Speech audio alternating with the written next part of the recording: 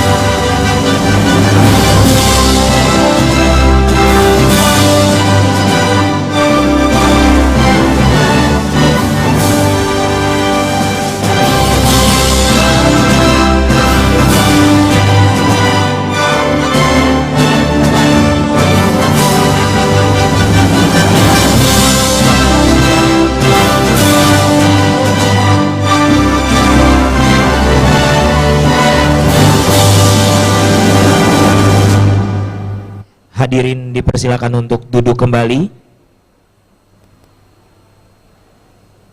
Bapak Ibu sekalian, Indonesia Energy Engineering 2022 Series diselenggarakan oleh Pamerindo Indonesia, Informal Markets, dan bersama-sama dengan Sustainable Events, PT Panca Traktor Indonesia, Prakarsa Jaringan Cerdas Indonesia atau GAPENSI.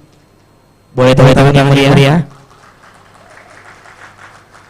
Dan tentunya kepada Platinum Sponsor XCMG Indonesia, Silver Sponsor Zoom Leon, Sustainability Partner United Tractors, Digital Partner Samsung Indonesia, Official Apparel Partner MG and Total Trade Indonesia, dan tentunya juga dari Renewable Electricity. Event ini diselenggarakan dari tanggal 14 sampai dengan tanggal 17 September 2022 bertempat di Jakarta International Expo Kemayoran Indonesia dan bertempat di Hybrid Seminar Area di Hall C2. Hadirin sekalian, pada pagi hari ini kita akan segera memulai Construction Talk dengan tema Infrastructure Development of New Capital City or IKN Nusantara, the Stakeholder. Namun sebelum kita mulai, kita akan sama-sama mendengarkan keynote speech yang akan dibawakan oleh Bapak Profesor Muhammad Al-Ibrawi selaku the Chair of Coordination of Technology Transformation and Innovation of the IKN Transition Team. Kepada Bapak Profesor Muhammad Al-Ibrawi dipersilakan.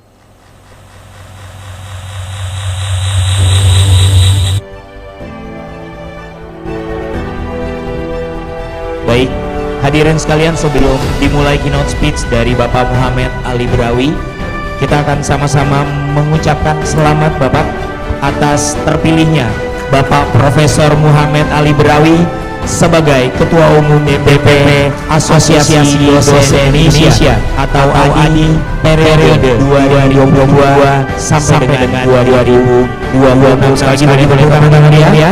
Selamat Bapak. Dan selanjutnya waktu dengan saya silakan. Baik, terima kasih Pak Moderator. Assalamualaikum warahmatullahi wabarakatuh. Bismillahirrahmanirrahim. Kita panjatkan puji syukur akhirnya bisa berjumpa bersama dalam kondisi sehat dan bahagia. Pertama-tama saya akan ucapkan apresiasi terhadap teman-teman BPMC ini yang khusus mengundang kami untuk memberikan sedikit banyak gambaran mengenai pembangunan IKN beserta para panitia yang telah selesai menyelenggarakan acara ini. Bapak Ibu yang saya hormati, di slide nanti bisa disampaikan prinsip dasar pengembangan kawasan ibu kota negara ini akan memenuhi 3 objektif utama. Pertama, saya akan membahas tentang kota hutan atau forest city, di mana dominasi oleh landscape berstruktur hutan. Pada pada aturan yang diamanatkan, sekitar 65% kawasan IKN merupakan kawasan hutan dan 10% akan digunakan menjadi kawasan hijau untuk produksi pertanian dan sebagainya, dan 25% itu yang akan dibangun sebagai kawasan urban development. Yang kedua, kita akan diskusi mengenai kota spawn atau spawn city sebagai bentuk pembangunan kota yang tangguh atau resilient city untuk meningkatkan kemampuan ketahanan kota terhadap bencana alam yang akan mungkin timbul karena kondisi nature atau kondisi alam yang ada. Yang ketiga, IKN juga diharapkan dapat menjadi kota cerdas atau smart city, di mana kota ini akan merupakan kota modern yang inklusif, baik penggunaan teknologi, di mana penggunaan teknologi digital di era 4.0 ini membutuhkan kesiapan baik dari perangkat hardware, software maupun brainware. Jadi IKN akan menjadi kota modern yang akan memberi kesempatan kepada semua individu yang bertalenta, semua individu yang akan memanfaatkan penggunaan teknologi di wilayah IKN. Jadi selain ketiga ini, IKN juga merupakan kota yang inklusif. Kota yang inklusif ini berarti bahwa IKN menjadi kota bagi semua.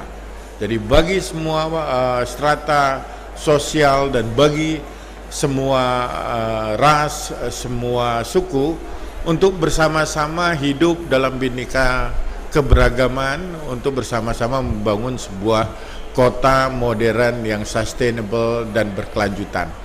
Kota kita yang akan kita bangun IKN ini tidak hanya memfokuskan kepada fisik, pembangunan fisik, tetapi bagaimana menciptakan kota yang bermanfaat dan berguna bagi para penghuninya. Jadi manusia tetap menjadi center dari pembangunan kota tersebut. Bagaimana meningkatkan kualitas hidup masyarakat dan bagaimana well-being hidup masyarakat itu semakin sejahtera dan semakin baik di dalam sebuah pembangunan kota yang tertata dan modern.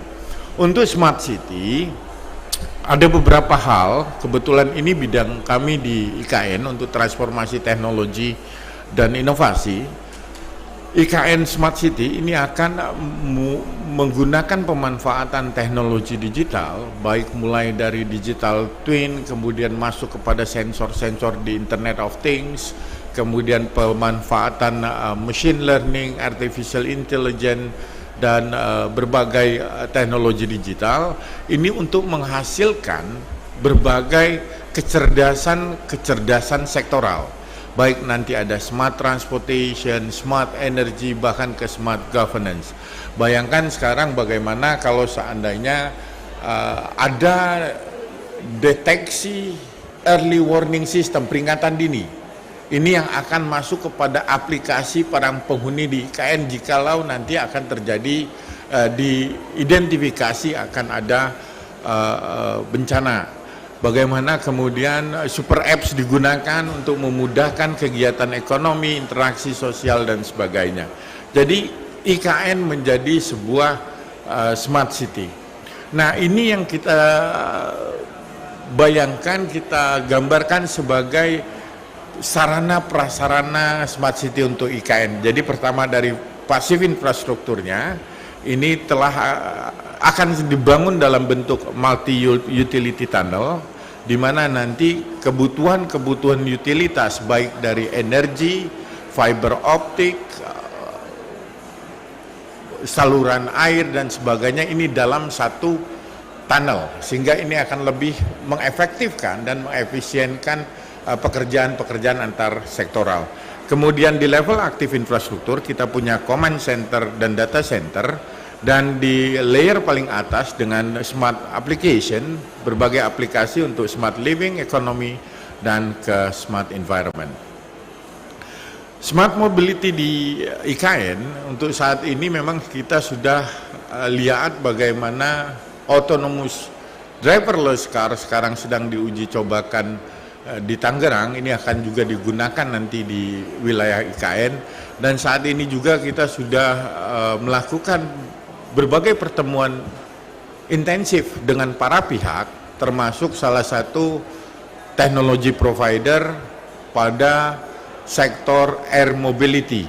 Jadi nanti akan dibangun bersama-sama kolaborasi antara Indonesia dan pihak Korea untuk kemudian kita menghasilkan prototipe atau proof of concept membangun autonomous air mobility. Jadi nanti kita harapkan air mobility ini bisa digunakan untuk urban mobilitas baik penumpang maupun barang di dalam IKN maupun ke wilayah antar wilayah di luar IKN. Harapan ini akan mulai dilakukan dengan adanya pembangunan riset and development di bidang air mobility di IKN, di mana harapan kita Indonesia akan menjadi salah satu negara terdepan di bidang transportasi udara. Di lain pihak nanti di dalam wilayah IKN kita akan menerapkan electric cars, electric bus, dan begitu juga nanti akan dibangun smart railway system. Harapannya kita akan going untuk kecepatan kereta api yang cepat dan efektif dan efisien. Next, untuk renewable energy yang akan dimanfaatkan di IKN sesuai amanat undang-undang maupun rencana induk, kita akan menggunakan renewable energy, yaitu yang bersih dan berkelanjutan. Memang saat ini sedang dirumuskan bagaimana IKN akan menjadi wilayah usaha untuk memproduksi dan mengoperasikan sistem energi terbarunya. Nah, hal ini juga nanti kita akan bangun pengembangan sistem smart grid, termasuk dynamic pricing, virtual power plant, sampai kepada smart metering. Bagaimana nanti ini akan timbal balik antara customer dan produser, dan bagaimana kita akan meng-push menjadi prosumer, produser dan customer. Bapak Ibu, di next slide saya akan gambarkan ini wilayah IKN. Jadi wilayah IKN ini luasnya daratan di 256.142 hektar. Jadi seluruh wilayah IKN ini wilayah kawasan ibu kota negara yang akan dibangun sebanyak 56.180 hektar. Saat ini fokus kepada kawasan inti pusat pemerintahan itu sebesar 6.671 hektar, dan untuk target 2024 pembangunan akan difokuskan pada kawasan 2.000 hektar plus, di mana pembangunan itu akan sekitar 900 hektar. Di next slide, kawasan ini kemudian dibagi ke dalam 9 generator ekonomi. Ini harapannya sebagai IKN tidak hanya sebagai pusat pemerintahan, juga mampu menjadi pusat pertumbuhan ekonomi baru untuk wilayah Indonesia, seluruh wilayah Indonesia. Jadi kita lihat yang akan dibangun saat ini di KIPP, Pusat Pemerintahan Nasional di nomor 1. Ini juga kita punya pusat ekonomi bisnis keuangan, daerah zona IKN Selatan untuk energi baru terbarukan. Kemudian kita punya IKN Timur 2, ini dikhususkan untuk inovasi dan riset akan dikembangkan di wilayah ibu kota negara. Next, untuk fokus pengembangan seperti yang saya sampaikan sebelumnya, untuk 6.000 hektaran ini kita fokus pada WP1A. Di WP1A ini sekitar 2.876 hektar dan wilayah pembangunannya sebesar 921 hektar yang terdiri dari berbagai pembangunan fisik dan infrastruktur. Jadi di next slide bisa kita lihat bagaimana perencanaan untuk pembangunan wilayah di 1A ini mulai dari pembangunan istana negara, perkantoran kementerian-kementerian, kemudian masuk kepada Plaza Bhinneka, kantor OIKN, Istana Wakil Presiden dan seterusnya. Ini diharapkan ini bisa tercapai pembangunannya di tahun 2024. Untuk saat ini yang sedang akan dibangun secara masif ini di wilayah 15 di utara, Bapak Ibu bisa lihat ini akan dibangun hunian tenaga kerja konstruksi. Jadi kita menerapkan dormitory plan. Jadi pembangunan ini kita harapkan model pembangunan IKN ini akan menjadi benchmarking, menjadi contoh bagi pembangunan-pembangunan kota di Indonesia. Bagaimana membangun dengan prinsip-prinsip ESG, Environment, Social, and Governance. Jadi bagaimana kita membangun berlandaskan dengan lingkungan, menjaga lingkungan, kemudian bagaimana juga governance, transparansi, dan accountabilitas bisa dilakukan dalam proses pembangunan. Di next slide, ini beberapa sektor, mungkin ini akan menarik bagi teman-teman para private sector, investor, beberapa sektor investasi di IKN dan daerah mitra, termasuk di kawasan inti pusat pemerintahan, ini untuk infrastruktur dasar, mulai dari penyediaan infrastruktur sampai kepada perumahan apartemen itu dimungkinkan untuk dilakukan kerjasama antara pemerintah dan swasta. Kemudian pengembangan energi pembangkit listrik tenaga surya, kemudian pengembangan sistem transportasi, baik yang sekarang sedang dilakukan adalah pemulaian banyak jalan kerja. Nanti teman dari Kemen PUPR akan menjelaskan lebih detail bagaimana kegiatan-kegiatan itu sudah berlangsung, termasuk pembangunan bendungan Sepaku Semoy, kemudian jembatan Balang dan sebagainya, yang secara masif Bapak Ibu, ini pembangunan di wilayah KIPP ini akan mulai di awal tahun 2023. Jadi ini akan secara masif akan terjadi kegiatan eskalasi peningkatan kegiatan pembangunan mulai akhir tahun, awal tahun ini, dan itu dibangun hunian konstruksi, kemudian berbagai pembangunan fisik di kementerian, selain perumahan dan sebagainya itu sudah dimulai diidentifikasikan akan membutuhkan tenaga kerja 100 sampai ke 200 ribu tenaga kerja subjek kepada metodologi pembangunan, metode konstruksi, dan investasi yang ada. Baik Bapak Ibu, saya rasa beberapa hal pembangunan industri dan klaster ekonomi ini juga sudah dilakukan.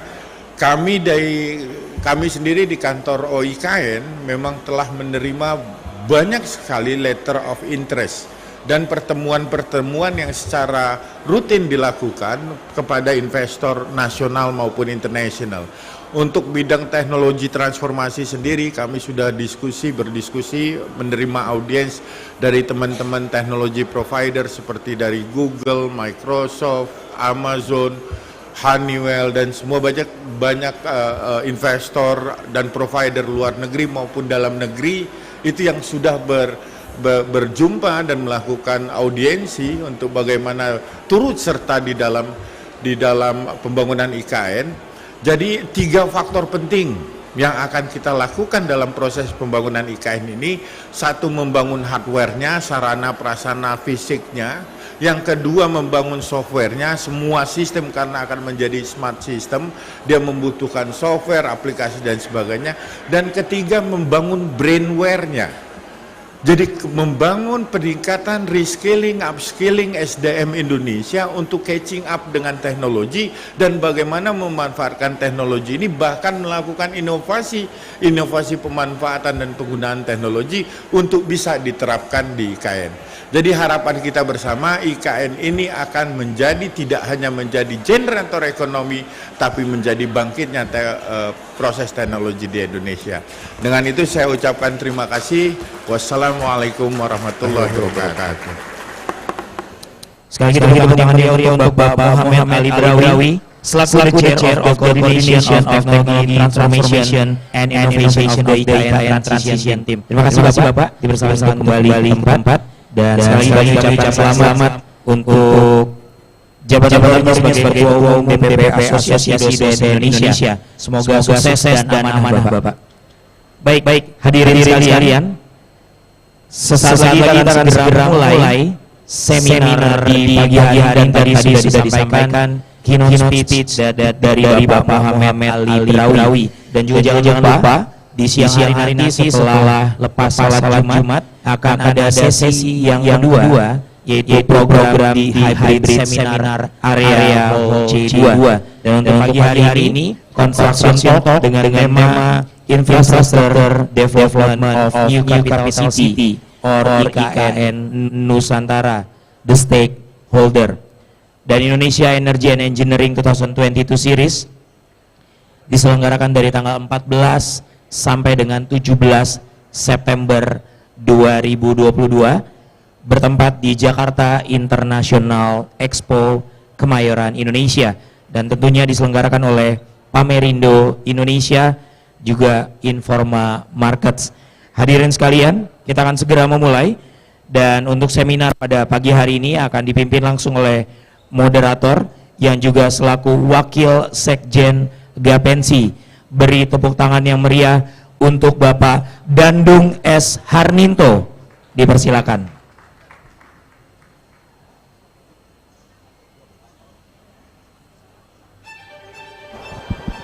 Cek, terima kasih. Bismillahirrahmanirrahim. Assalamualaikum warahmatullahi wabarakatuh. Terima kasih Mas Moderator. Saya nggak tahu namanya ya. Oke, sekali lagi kami atas nama Gapensi tentunya mengucapkan banyak terima kasih kepada teman-teman Pamerindo yang sudah memberi tempat untuk kita sharing, berdiskusi terkait di dunia konstruksi tentunya. Tadi sudah disampaikan keynote speech dari Pak Ali Brawi selaku orang penting di IKN menangani transformasi dan inovasi teknologi pembangunan ibu kota negara baru. Nah, sebelum Pak Ali ngajar kembali ke kampus, kita punya waktu mungkin sekitar 5 menit atau 7 menit. Jika ada teman-teman belum masuk nanti kita ke session. Kalau dari peserta yang offline ada yang ingin berdiskusikan sesuatu, satu atau dua, silakan. Ada? Nggak ada? Oke, saya satu aja Pak Ali. Mungkin bisa ambil ini ya. Jadi saya tertarik dengan 3 poin saja terakhir yang disampaikan oleh Pak Brawi tadi, yaitu bagaimana proyek IKN tidak hanya sekedar menjadi proyek fisik, tapi kita harus menyiapkan satu hardware, software, dan brainware. Nah, kalau hardware kita bisa beli. Kita bisa produksi dari mana saja. Software demikian juga. Tapi brainware ini adalah suatu proses yang memerlukan proses jangka panjang. Kita sekolah S1 mungkin 4-5 tahun, S2 2 tahun, S3 bisa 5 tahun. Artinya prosesnya luar biasa panjang. Apalagi kita tahu kondisi Kalimantan seperti itu. Nah, saya ingin Pak Ali sedikit berdiskusi dengan bagaimana di bidang Bapak khususnya menyiapkan brainware sehingga pada saat proses IKN itu eksis, kita tidak hanya menjadi pengguna hardware dan software, tapi brand-brandnya juga ready.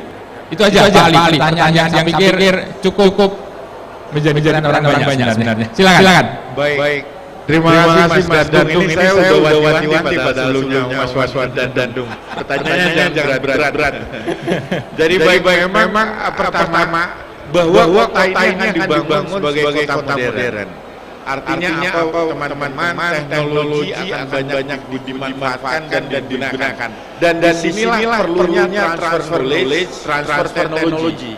Nah, oleh karena itu memang kami dimendedikasikan secara de facto, secara area, ini ada wilayah pengembangan research and development. Di sini akan dibangun pusat-pusat penelitian, pusat-pusat inovasi yang langsung berhubungan dengan manajemen kota. Jadi tadi misalnya contohnya tadi kita mau bangun sistem transportasi udara. Ini sudah tanpa awak, passenger tanpa awak sama kargo. Nah di sini kan membutuhkan bagaimana dari Indonesia mampu membangun produksi hardware produk ini dengan kerjasama internasional. Karena memang misalnya contohnya teknologi provider mereka menguasai teknologi sensoring, otomasi controlling dan sebagainya. Nah ini yang memerlukan software brandware bagaimana kemampuan SDM Indonesia ini akan mampu menerima transfer knowledge dan transfer teknologi, bahkan kita mengembangkannya. Makanya di KN sendiri Bapak Ibu, kita secara intensif ini melakukan kerjasama pada universitas dan lembaga-lembaga riset. Ini yang kita gandeng.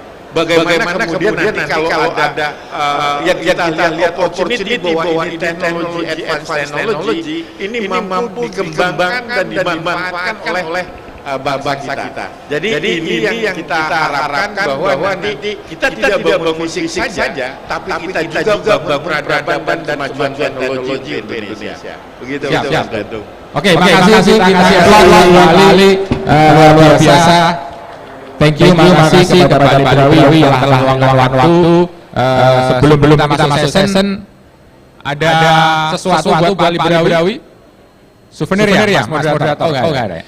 Oke, Bapak Ibu sekalian, sekali lagi kita ucapkan terima kasih kepada Pak Librawi yang sudah membagikan ilmunya, dan tentunya kita ucapkan selamat dan sukses Pak Ali. Tugasnya masih panjang sampai 2045. Semoga masih umur panjang ya, Allah gitu ya, sehingga bisa menyelesaikan seluruh pembangunan proses IKN sampai tuntas. Umur Pak Ali kan masih 40-an. Jadi kalau ya 20 tahun lagi masih cukup lah ya. Oke, terima kasih. Kita kasih aplaus kepada Pak Ali Librawi. Oke, Bapak sekalian, karena waktunya memang panjang hari Jumat, selanjutnya kita segera masuk sesi diskusi dan conference terkait dengan kita lebih mendalami apa yang sudah disampaikan oleh Pak Ali Librawi. Kaki Pak Ali kalau misalnya tidak mengusir, kalau misalnya ada sesuatu yang ini kami silakan. Salam buat teman-teman di kampus. Oke, selanjutnya kita memulai dulu dari Pak Dedi. Monggo, kami persilakan. Tentunya ini menjadi sektor leading Pak saat ini. Saya kebetulan hari Rabu baru dari sana Pak, ke titik nol dan melihat surroundingnya sama aksesnya. Luar biasa aktivitas dari Kementerian Pekerjaan Umum dan Perumahan Rakyat yang sudah menjadi pionir. Ini tanpa repot urusannya ini. Pak Dedi, waktu kami silakan mungkin biar ada diskusi sekitar 10-12 menit gitu, semoga cukup. Semoga cukup ya. Apa ini? Wah, ada souvenir kan? Pak Ali, mohon maaf tadi kelewatan tadi.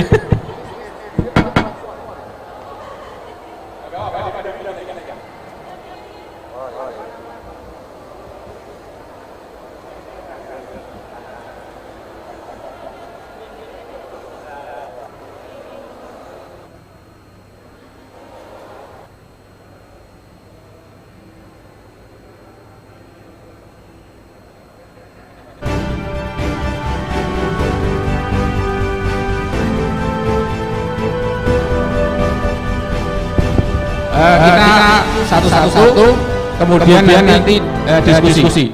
Pak Isradi kalau ke depan pilihkan atau mengikuti dari kursi juga boleh. Fleksibel saja. Kita diskusi santai, Pak Budi juga silakan. Monggo Pak Dedi waktunya. Berdiri juga boleh. Oh. Mau duduk kursinya kita geser? Atau cukup di situ saja? Ya, silakan. Ada bahan dari Pak Dedi? Silakan ditampilkan. Cek.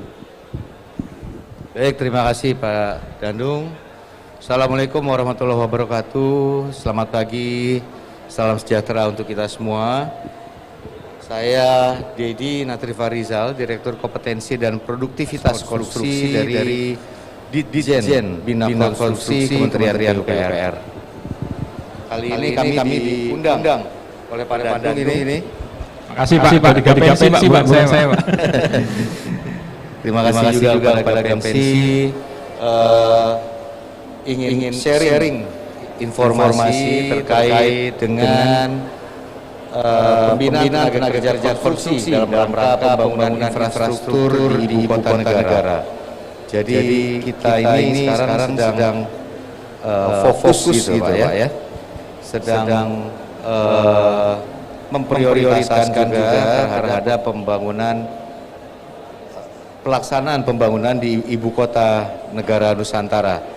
Ini kaitannya ada kaitannya dengan yang dipertanyakan oleh Pak Dandung tadi, Pak Moderator, mengenai brandware-nya tadi. Baik, lanjut. Bapak Ibu yang saya hormati, untuk kali ini kami akan membawakan beberapa outline. Tadi kami siapkan ada 5, hanya karena waktu yang terbatas, jadi kami persingkat menjadi 3 saja yang akan kami sampaikan, yaitu mengenai kebijakan tentang pembinaan tenaga kerja konstruksinya, kemudian kebutuhan akan tenaga kerja konstruksi di IKN, dan yang terakhir adalah daftar materi silabus program pembinaan tenaga kerja konstruksi. Dan kembali lagi, karena ini waktunya cukup panjang untuk disampaikan, sehingga kami akan menyampaikan yang dua aja. Yang pertama kebijakan dan kebutuhannya. Untuk silabus dan materinya nanti dapat dibaca, dapat di-share materinya untuk menjadi bahan informasi atau juga untuk bahan rencana kita dalam meningkatkan atau melatih tenaga kerja konstruksi khususnya untuk ibu kota negara Nusantara. Lanjut.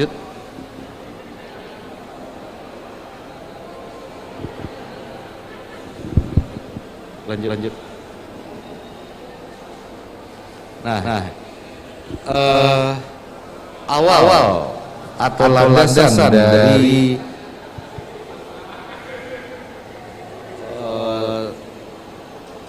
pemberian peningkatan kompetensi dan sertifikasi bagi tenaga kerja konstruksi, yaitu sudah tertuang di dalam Undang-Undang Nomor 2 Tahun 2017, di mana di pasal 70 disebutkan, mohon izin harus agak jauh nih Pak membaca ya Pak.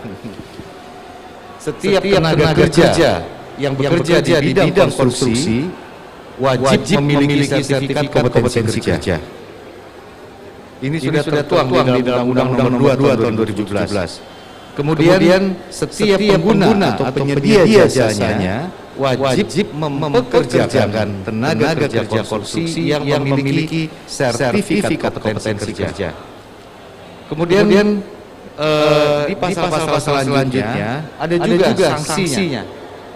Setiap tenaga kerja konstruksi yang bekerja di bidang jasa konstruksi tidak memiliki sertifikat kompetensi kerja akan diberhentikan dari tempat kerjanya. Kemudian di ayat selanjutnya, pengguna jasa atau penyedia jasa yang mempekerjakan tenaga kerja konstruksi yang tidak memiliki sertifikat kompetensi akan diberikan denda administratif. Kemudian juga bisa diberikan sanksi penghentian sementara kegiatan layanan jasa konstruksinya. Nah, ini sudah tertuang di dalam Undang-Undang Nomor 2 Tahun 2017, kemudian digabungkan dalam undang-undang untuk apa Omnibus Law jadi Undang-Undang Nomor 11 tahun 2020 tentang Cipta Kerja. Lanjut.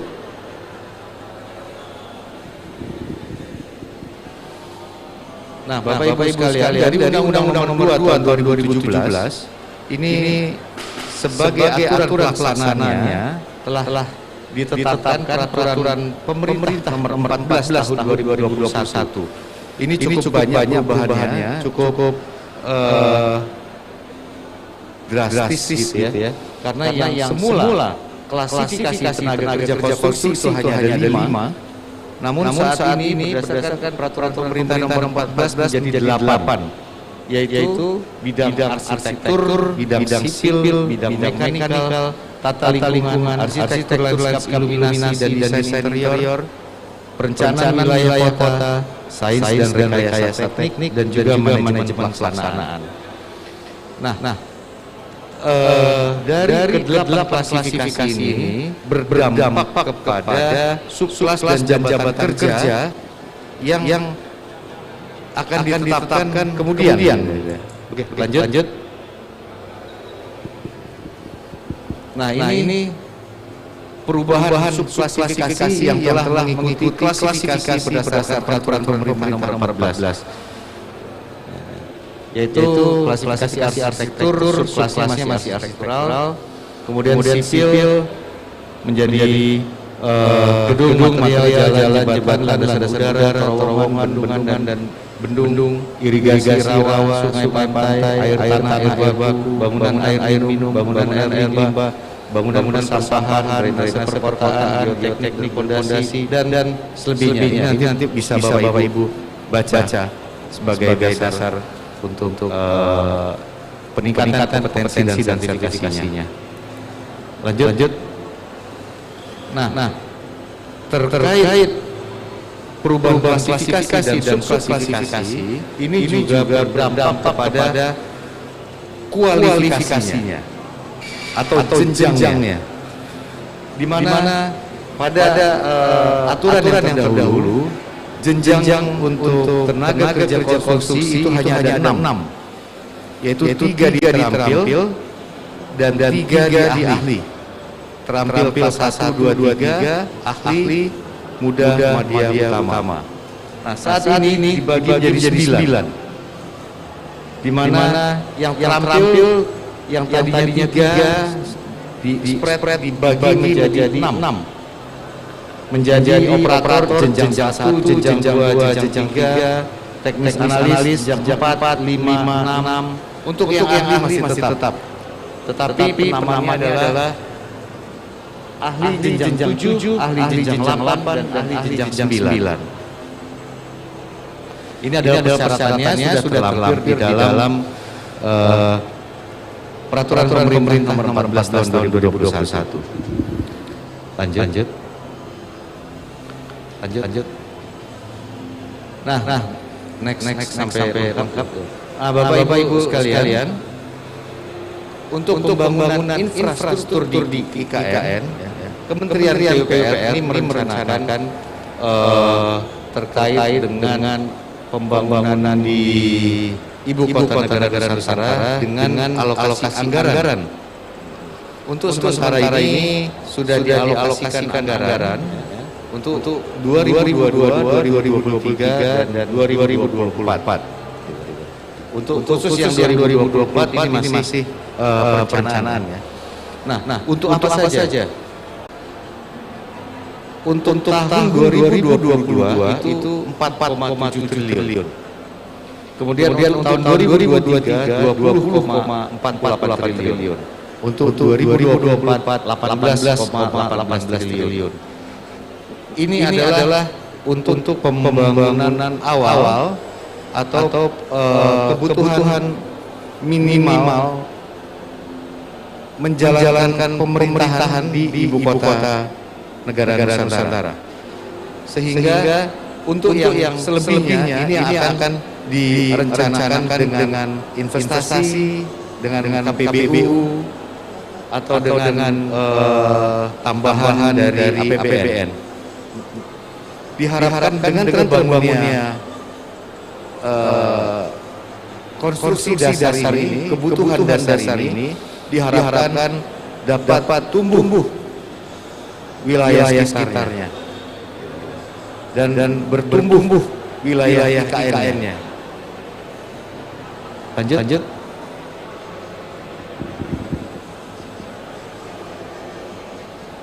Bapak Ibu sekalian, Presiden Joko Widodo telah menyampaikan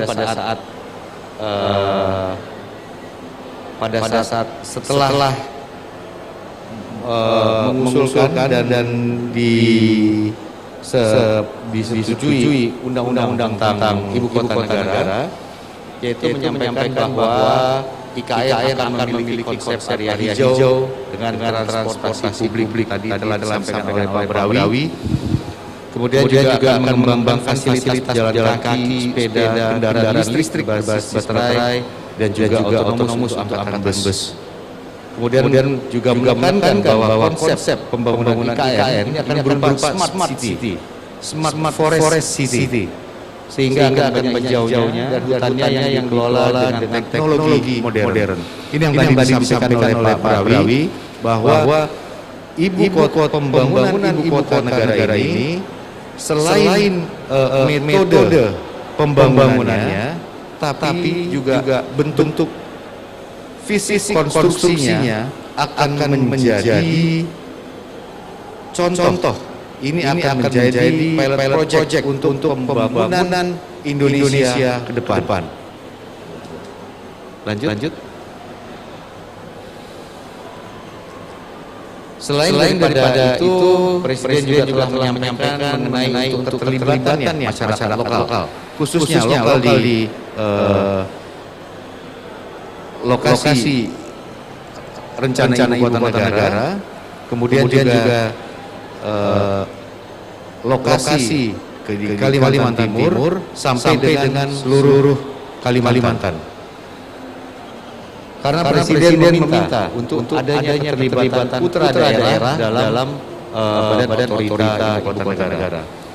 Kemudian juga bahwa pembangunan IKN akan melibatkan masyarakat sekitar Kalimantan Timur dalam setiap prosesnya dan ikut dalam membangun, ikut dalam bekerja dan berkesempatan untuk ikut bersaing dalam lapangan kerja.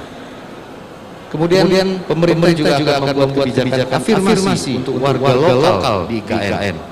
Salah satunya dengan melibatkan partisipasi aktif dan menyerap tenaga kerja warga lokal dalam program IKN. Dan pembangunan tidak hanya terpusat pada pembangunan infrastruktur dan sarana prasarana, tetapi juga mengutamakan pembangunan sumber daya manusianya. Pemindahan ibu kota negara menjadi momentum penting untuk pembangunan SDM di Kalimantan. Ini tadi telah disampaikan dan juga kaitannya dengan pertanyaan moderator tadi. Jadi selain membangun infrastruktur, pemerintah juga akan mendorong untuk pembangunan sumber daya manusianya.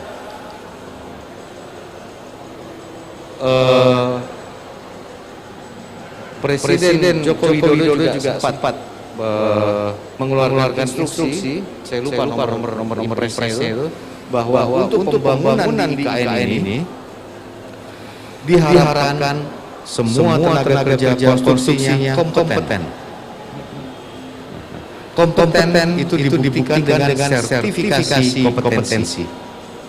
Nah, oleh karena itu diharapkan tenaga kerja yang akan turut bergabung atau turut terlibat di dalam pembangunan IKN ini, maka akan diberikan kompetensi tambahan dan kemudian juga akan diberikan sertifikasi untuk menunjukkan kompetensinya. Nah, bagaimana program kompetensinya? Lanjut. Kita bicara untuk peningkatan kompetensinya setelah beberapa slide ini. Untuk kebutuhan sebelumnya untuk kebutuhan tenaga kerja konstruksi ini sampai dengan 2024 saja untuk pembangunan infrastruktur dasar yang tadi disampaikan sampai dengan 2024 setidaknya kita membutuhkan 260.000 tenaga kerja konstruksi. Apalagi yang dibutuhkan adalah tenaga kerja konstruksi yang bersertifikat. Ini berdasarkan anggaran tadi, kemudian dianalisis bahwa untuk tahun 2022 saja kita membutuhkan kurang lebih 3.000 orang tenaga kerja konstruksi. Untuk tahun 2023 123.000 orang. Dan untuk tahun 2024 107 orang tenaga kerja konstruksi. Lanjut. Nah, ini adalah target pembinaan yang tadi saya sampaikan untuk memberikan kompetensi tambahan dan juga sertifikasi tenaga kerja konstruksi untuk IKN. Jadi khusus buat IKN kami punya anggaran yang diberikan Kementerian Keuangan yaitu anggaran tagging IKN. Nah, anggaran tagging IKN yang untuk pengembangan sumber daya manusia terhadap tenaga kerja konstruksinya itu diberikan kepada kami. Untuk itu kami bagi bahwa kami memiliki beberapa balai di seluruh Indonesia. Ini yang terkait dengan IKN hanya 4 balai saja, balai jasa konstruksi wilayah. Untuk wilayah 3, Banten, DKI, Jabar ada 3.000 orang. Kemudian ini targetnya maksudnya. Kemudian wilayah 4 Surabaya, wilayah kerja Jawa Tengah, Jogja, Jawa Timur, Bali, NTB. Kemudian wilayah 5 itu seluruh Kalimantan 2.000 orang. Untuk wilayah 6 satu Sulawesi itu 2.000 orang. Namun kenapa ini dibagi? Karena kalau kita berikan peningkatan kompetensi atau memberikan pelatihan kemudian dengan diikuti uji sertifikasi, balai wilayah 5 tidak akan mampu. Dan juga ketersediaan masyarakat lokal untuk bidang-bidang jabatan tertentu ini juga belum cukup tersedia untuk persyaratannya. Sehingga ini dibagi untuk jabatan-jabatan kerja tertentu yang memerlukan latar belakang pendidikan yang cukup tinggi dan keahlian yang cukup rumit, ini dibagi untuk dilaksanakan di beberapa balai jasa konstruksi wilayah. Lanjut.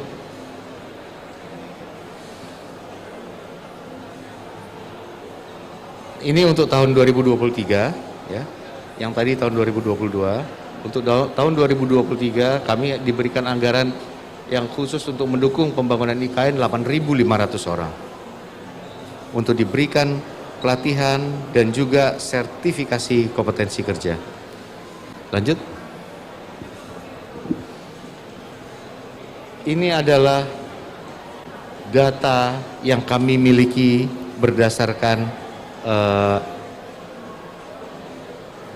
sistem informasi jasa konstruksi terintegrasi yang dikelola oleh LPJK, Lembaga Pengembangan Jasa Konstruksi, bahwa dari satu pulau Kalimantan ini tenaga ahlinya hanya tercatat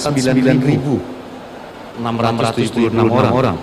Sementara untuk tenaga terampilnya 37.570 orang yang terdaftar sampai dengan saat ini. Dapat kita bayangkan bahwa untuk tahun depan aja kita sudah membutuhkan berapa tadi? Sekitar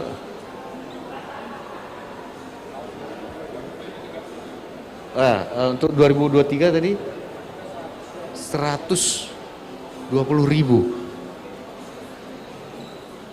Sehingga ini harus kita bekerja sama untuk mencetak tenaga kerja konstruksi supaya mereka masyarakat lokal maupun masyarakat sekitar di Kalimantan Timur atau bahkan masyarakat Kalimantan itu dapat berkontribusi di dalam pembangunan. Dan juga kita akan mengharapkan diberikan pelatihan untuk yang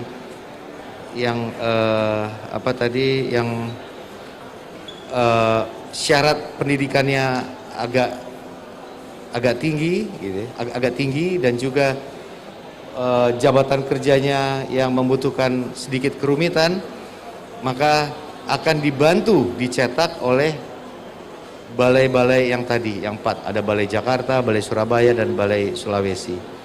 Lanjut. Nah, ini materi dan silabus pada program pembinaan. Ini ada beberapa jabatan kerja di dalamnya yang akan diikutkan untuk pelatihan di dalam pengembangan sumber daya manusia bidang konstruksi dalam rangka mendukung IKN. Dan perlu kami tambahkan satu lagi, terakhir ini ada masukan dan harapan dari Bapak Presiden, ya, selain dari jabatan-jabatan kerja untuk konstruksi, gitu, mulai dari operator sampai ahli yang nanti ada di dalam materi silabus ini, ditambahkan juga pengetahuan tentang building information modeling. Jadi Bapak Presiden telah menginstruksikan, tadi juga telah disampaikan oleh Pak Berawi, bahwa pembangunan di ibu kota negara Nusantara ini akan menggunakan model BIM, Building Information Modeling. Jadi semua pembangunannya sudah menggunakan metode BIM, dan ini diharapkan akan mendapatkan pembangunan infrastruktur atau konstruksi yang lebih efisien dan efektif, dan juga akan dijadikan sebagai tolok ukur untuk pembangunan Indonesia ke depan. Mungkin itu Bapak. Ya. Terima kasih. Siap. Nanti apabila ada pertanyaan bisa ditanyakan, dan untuk informasi yang lebih lanjut dari paparan ini nanti akan di-share mungkin dari panitia. Siapa Pak Dedi? Terima kasih. Assalamualaikum warahmatullahi wabarakatuh. Waalaikumsalam. Kita kasih aplaus ke Pak Dedi. Terima kasih atas informasi yang sudah diberikan oleh Pak Dedi, data-data yang cukup mencengangkan ya buat kita sebenarnya. Kalau kita ambil rata-rata tadi ini saya sempat catat Pak, kebutuhan tenaga kerja tahun 2022 30.000, kemudian 2023 123.000, 2024 sampai 107. Sementara balai-balai hanya bisa menghasilkan hanya 10 ribuan kalau saya hitung tadi, seluruh balai yang ada di sekitar Kalimantan. Nah, ini tentunya menjadi tantangan Pak, masalah dan tantangan sebenarnya. Di sini ada Pak Isradi, orang Kalimantan Timur. Pak Isradi silahkan untuk selain nanti ada paparan, sebelum paparan mungkin bisa disambut tantangan dari Pak Dedi tadi terkait dengan kebutuhan baik tenaga ahli maupun tenaga terampil yang jumlahnya kebutuhannya jauh di atas apa yang bisa disediakan. Nah, sementara dari Kalimantan sendiri kira-kira gimana Pak?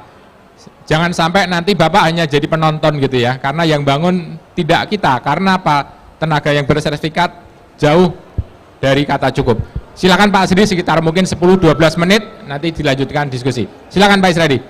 Oke, Pak Isradi ini adalah Rektor Universitas Balikpapan sekarang. Silakan Pak Isradi. Oke, terima kasih. Assalamualaikum warahmatullahi wabarakatuh.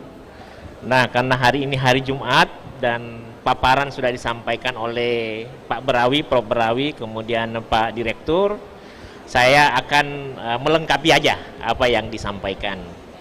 Nah, yang pertama, topik hari ini kan bicara terkait pembangunan infrastruktur IKN.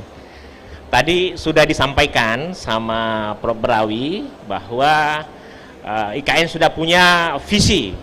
Namun ini secara khusus saya sampaikan, IKN punya visi itu menurut Undang-Undang Nomor 3 Tahun 2022 adalah membuat kota dunia untuk semua. Kemudian yang kedua, simbol identitas nasional. Dan yang ketiga adalah penggerak ekonomi masa depan. Nah, ini 3 poin untuk IKN. Terus yang kedua, karena kalau kita bicara pembangunan infrastruktur, maka ada 5 tahap pembangunan, ya kan?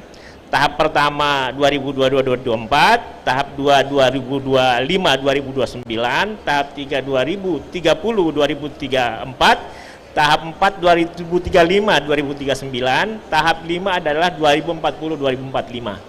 Nah, kita fokus karena kalau bicara pembangunan kita harus pilah-pilah.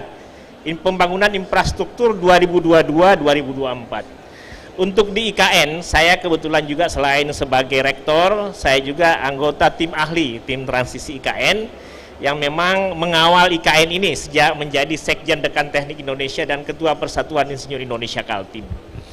Oke, untuk 2022-2024 itu ada 3 poin juga terkait pembangunan infrastruktur di IKN.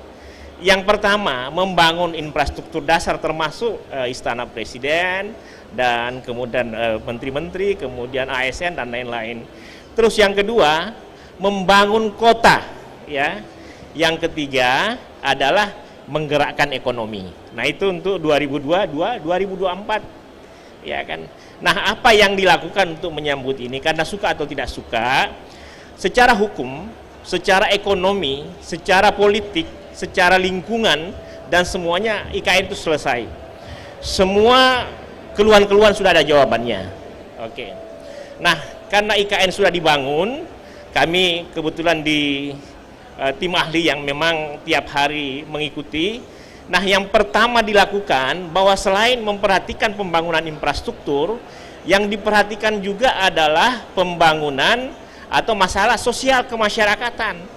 Jadi di IKN itu ada namanya tim transisi yang khusus melihat dampak sosial dan kasus pertanahan. Sehingga pada tanggal 1 Juni 2022, semua masyarakat yang tinggal di Sepaku, di kawasan inti pusat pemerintahan, tadi Prof. Berawi sudah nyatakan, memang IKN ini luas sekali. Satu kecamatan IKN itu lebih luas dari Jakarta. Luasnya kawasan inti pusat pemerintahan 6.600-an sudah lebih luas dari Jakarta. Yang akan dibangun sekarang 921 km persegi, ya. Nah, kemudian saya sampaikan IKN atau otorita saat itu sudah panggil semua tim atau masyarakat yang terdampak, kemudian salah satu memanggil semua stakeholder dan diupayakan semua dampak sosial ditangani, karena setiap pembangunan itu dampak sosial yang akan sangat berpengaruh. Apa yang dilakukan saat itu? Ada beberapa poin. Yang pertama, ini sudah kaitannya dengan Kementerian PUPR, akan memberi pelatihan. Jadi masyarakat IKN tidak akan dijadikan penonton pembangunan. Tadi Prof. Berawi dengan beliau juga sudah sampaikan. Bagaimana caranya? Dengan memberi pelatihan gratis. Itu Bapak sekalian. Jadi pelatihannya gratis. Siapa saja yang saat ini memberi pelatihan? Yang pertama, Kementerian Naker. Jadi pelatihan-pelatihan yang sifatnya kewirausahaan dan lain-lain, kemudian pengecatan, kemudian menjahit, kemudian menyablon, yang penting diupayakan semua punya pekerjaan. Dan itu sudah tahap kedua. Kemudian orang-orang lokal, khususnya di kawasan inti pusat pemerintahan, itu dikirim ke balai-balai. Jadi Kemenaker juga punya balai-balai.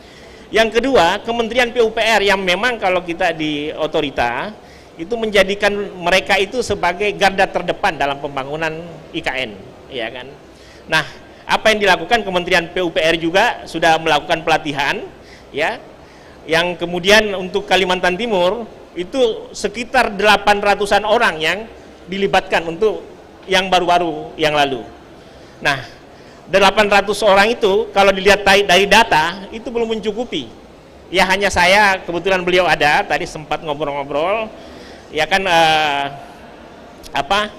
kalau bisa di Balikpapan dilibatkan juga, insya Allah apa yang terkait pelatihan itu bisa kita lakukan, tidak saja untuk pesertanya tapi juga penyelenggara. Kemudian terkait kalau bisa ahli muda, media dan konstruksi, karena kalau di Indonesia itu ada 2 lembaga yang melakukan. Satu Kementerian Naker, 2 Kementerian PUPR.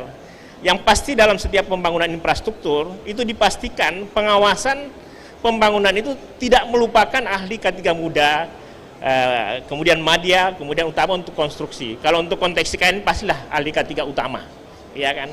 Nah, selanjutnya saya sudah sampaikan juga kepada Bapak Kepala Otorita pada saat di Bali waktu launching bukunya Pak Bambang Susantono. Saya bilang ini kita banyak bicara terkait smart, terkait forest, terkait green, terkait sustainable city. Tapi kita lupa, ini saya dicatat kemarin, kita lupa terkait health, environment, safety, security, dan quality, ya kan? Tadi sudah nyambung. Kalau bicara quality, berarti pertama, semua orang yang bekerja di IKN itu harus kompeten. Terus material yang digunakan harus sesuai persyaratan. Yang ketiga, pembangunannya harus sesuai dengan SOP. Yang ketiga, tidak boleh melanggar regulasi. Misalnya kayak gini. Kalau regulasi menyatakan AMDAL harus selesai, harus diselesaikan AMDAL, ya kan? Nah, itu. Terus tadi ada undang-undang dan peraturan yang disampaikan. Nah, kemudian, nah ini sekedar penyampaian saja bahwa pembangunan infrastruktur IKN saat ini sudah dalam progres. Kami tidak akan sampaikan secara umum, bisa langsung yang ada gambarnya saya. Jadi ini saya sudah banyak tulisan sebenarnya terkait pembangunan infrastruktur di IKN. Ada 3 tulisan saya, simpulannya seperti ini. Pembangunan infrastruktur di IKN itu sudah dan sedang dilaksanakan. Yang sudah dilaksanakan dan diupayakan dipercepat selesainya adalah bendungan Sepaku Semoy yang rencananya berakhir di akhir 2023. Oleh karena IKN ada dipercepat menjadi awal 2023. Yang kedua, di sana ada intake Sepaku, yang kemudian ada jembatan Pulau Balang.